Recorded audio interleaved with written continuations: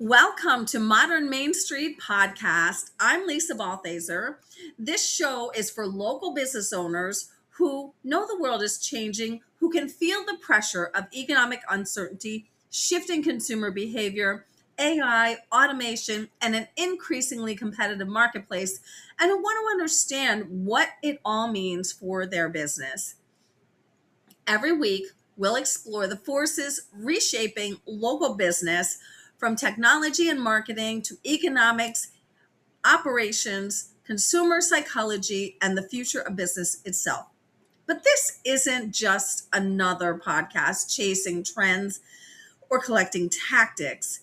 It's about helping you understand what is changing, why it matters, and how to position your business to thrive in a world that looks very different from the one that was here just a few years ago. Because local businesses are more than companies, they are gathering places, they are community anchors, they are trusted relationships, they are part of the fabric that holds our communities together. And while the tools, technologies, and marketplaces may change, the need for strong businesses never will. So if you're ready to think differently, adapt faster, and build a business that's prepared for what's coming next, welcome to Modern Main Street. Let's dive in. So today we are talking about when customers pull back, why smart businesses pull ahead. And this is part of a series under the Great Business Reset. So imagine two businesses on the same street. One owner looks at slower sales and immediately starts cutting prices. The other owner sees the exact same numbers and starts investing in customer relationships. Fast forward 12 months. Which business do you think comes out stronger? The answer tells us something important about how successful businesses think. When customers pull back, they don't disappear. They become more intentional, and that changes everything. Customer pullback isn't a recession, it is a psychological shift. And the difference between economic headlines and consumer behaviors is relational. The economic headlines that you see affect consumer behavior, but they are not one and the same. They affect consumer behavior in ways that may make it feel like they are pulling back, but really they're not. People don't stop buying. They change how they buy. They ask more questions. They delay decisions. They compare options. They seek reassurance, and they become less emotional and more deliberate about who they work with and why. Imagine a family considering a kitchen remodel. In a booming economy, they may make that decision in a week or even in a day. During uncertain times, they may spend time, maybe months, researching contractors, reading reviews, asking neighbors, and evaluating financing options. The need did not disappear. The decision process changed. So here's what we are currently experiencing in the marketplace. And many of you may be experiencing this right now, but haven't really given it a lot of thought. You may be concerned about the slowing sales, but you didn't really think about it. So here's what's really going on in the marketplace right now. We are seeing longer buying cycles, increased comparison shopping, high price sensitivity, and a greater emphasis on reviews and recommendations. And maybe not just from people they know, but even online reviews. They're placed higher than what you can possibly say about your business. In fact, data from Kinsey and Salesforce show that modern buyers are skipping traditional marketing altogether, and they are hyper optimizing their paths through aggressive comparisons, steep price sensitivity, and peer validation. So customers don't stop buying during uncertainty. They stop buying carelessly. But on the other side is the business owner. And many business owners panic. And here is why. While the customers are going through this emotional cycle over here, the business owners are going through their own emotional cycle over here. So here's what's going on.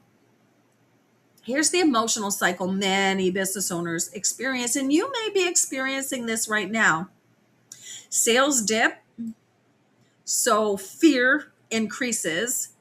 Confidence drops because you don't know why they're not buying what you have and they did before and they're not now. What's going on? So marketing becomes reactive. You react to what is happening instead of marketing in an appropriate way. You're being reactive, and reactive marketing never works. You drop your prices hoping to get more sales, but that causes margins to disappear. You are probably working more hours than you did before, trying to compensate, trying to figure it out. And all of this creates more stress. And it's a cycle that many of you are trapped in right now, in this uncertain time that we are in. So I want you to compare two captains steering into a storm. One captain constantly changes direction. The other adjusts carefully but stays committed to the destination. Which ship arrives safely? You see, leadership is tested during uncertainty. Customers borrow confidence from confident business owners. It's very important for you to not react, but to have that plan in place. So, the next thing that I wanted to talk about is what smart businesses do. What do smart businesses see that others miss? Or maybe what are you missing? And this is the key to this whole podcast episode. Smart businesses understand that every slowdown creates opportunity because of the things that we just talked about. Every slowdown creates opportunities because competitors stop marketing. Competitors reduce service or prices. Competitors become inconsistent. Some competitors disappear. But the businesses that continue showing up consistently become visible without spending more. By maintaining consistent communication, staying visible without becoming noisy, because visibility and noise are two different things. By continuing to educate their customers, by building trust instead of chasing transactions. It's never wise to chase the transactions, but so many of you do. Think about the businesses that you personally remember after difficult periods. Often they're the ones that remained present, helpful, and reassuring, not the ones that were the loudest.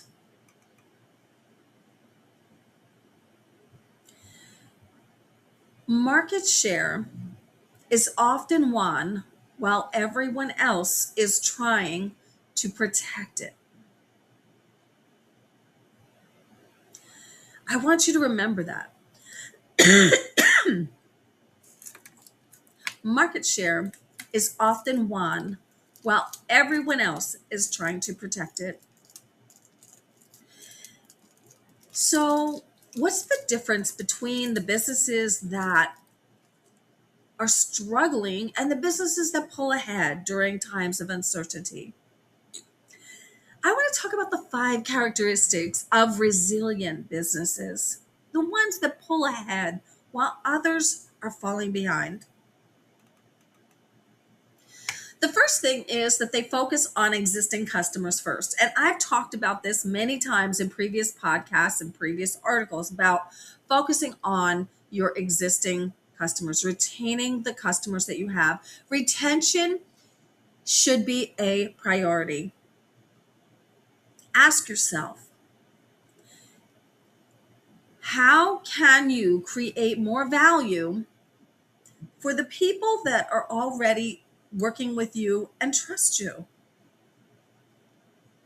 How can you create more value? It can be a way of continuing working. It can be a different project, or there's so many ways. If you need help with this, reach out to me. How can you create more value for the people who already trust you? I want you to really think about that question. The second thing that resilient business owners do is that they simplify. Instead of launching 5 new offers or making a process more complicated, they simplify. They strengthen one offer. They get known for one thing.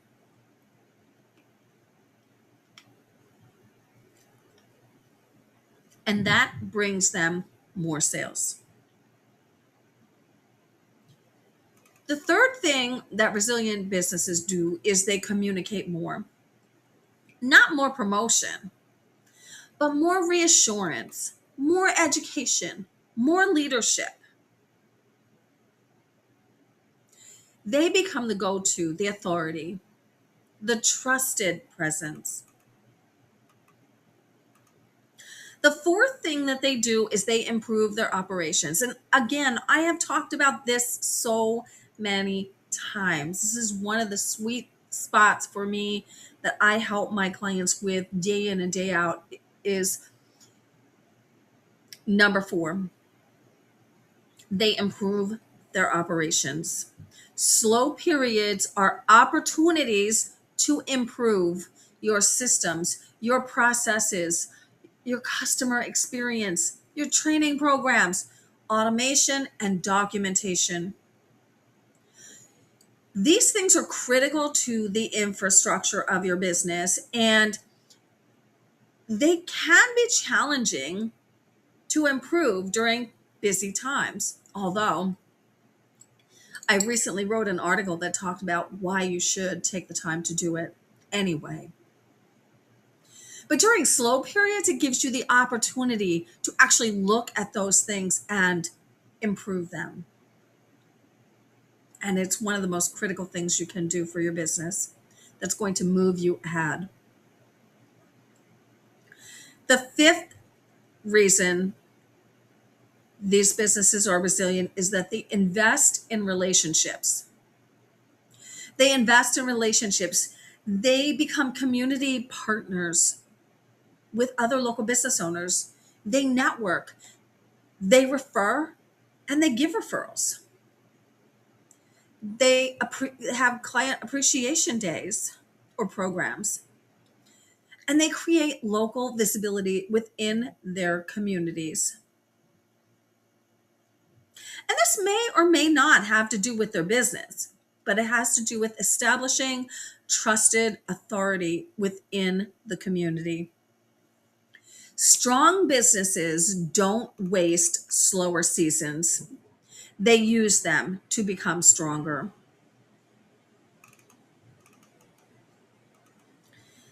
So, we talked a lot about trust, and we've talked a lot about trust all year because trust is the ultimate currency right now. One of the reasons I started the Modern Main Street podcast is because when I think back to my childhood, I love the local businesses within my hometown. They were the trusted leaders in my community. I knew the owners, they knew me. They're the cornerstones of our society. And without them, it breaks down the infrastructure of our society. Their meeting places, their friends, their neighbors. When consumers are looking to work with a business, they ask themselves, can I trust them? Will they deliver? Will they still be here? Will they solve my problem? And you see, trust compounds over time, which is why it is so important to be building that trust through everything that you do. Trust reduces sales resistance, it reduces price sensitivity, and it reduces buying anxiety. Think about the local mechanic who served the community for 20 years. When uncertainty increases, customers often choose familiarity over experimentation. It's not because that he's the cheapest, it's because trust lowers the risk. And he's been in the community for 20 years. People trust him. He would not have made it 20 years without a solid business and the trust of the people in the community. During uncertain times, trust becomes more valuable than marketing.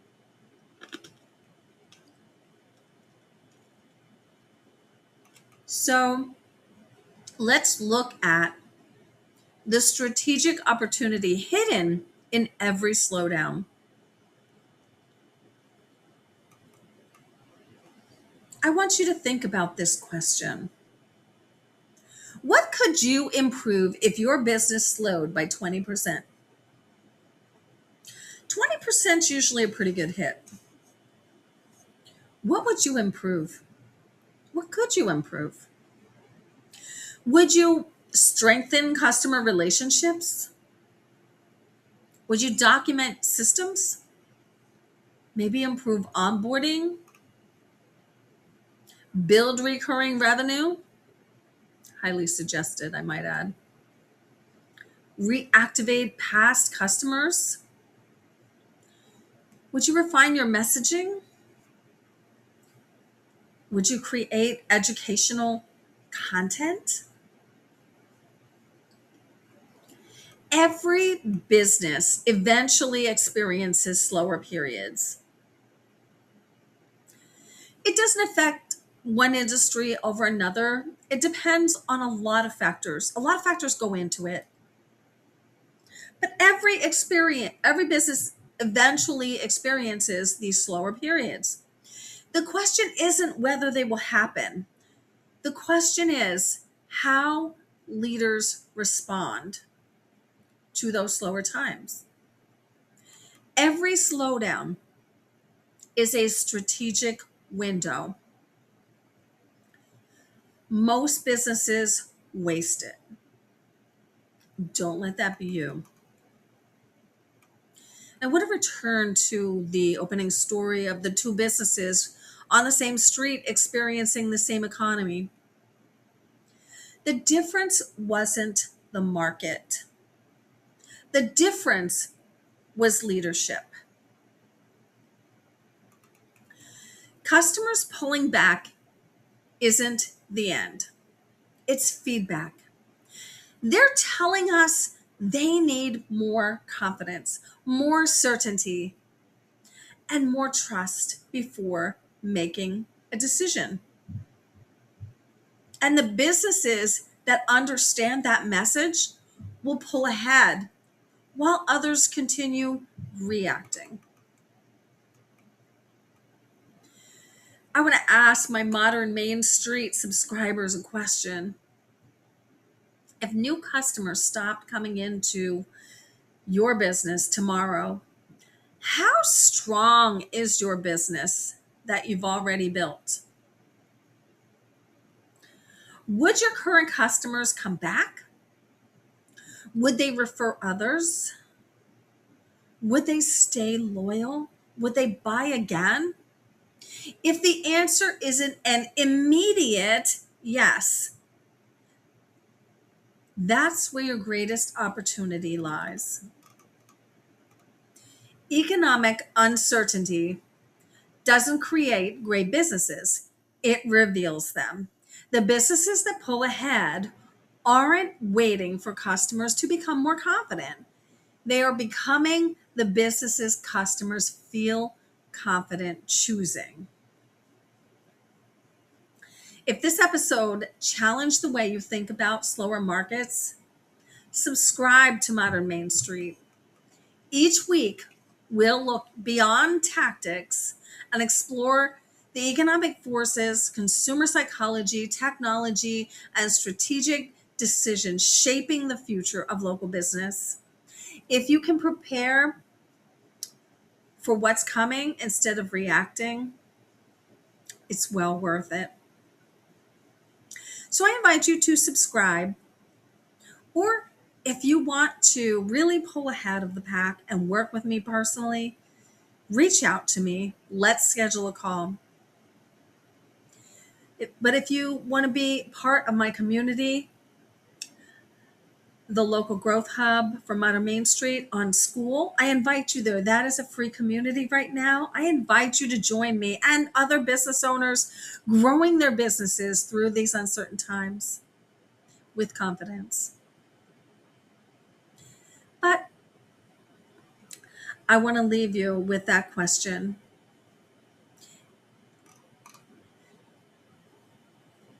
Are you the business customers will feel confident choosing? Thank you for listening to the Modern Main Street podcast. I will see you next week.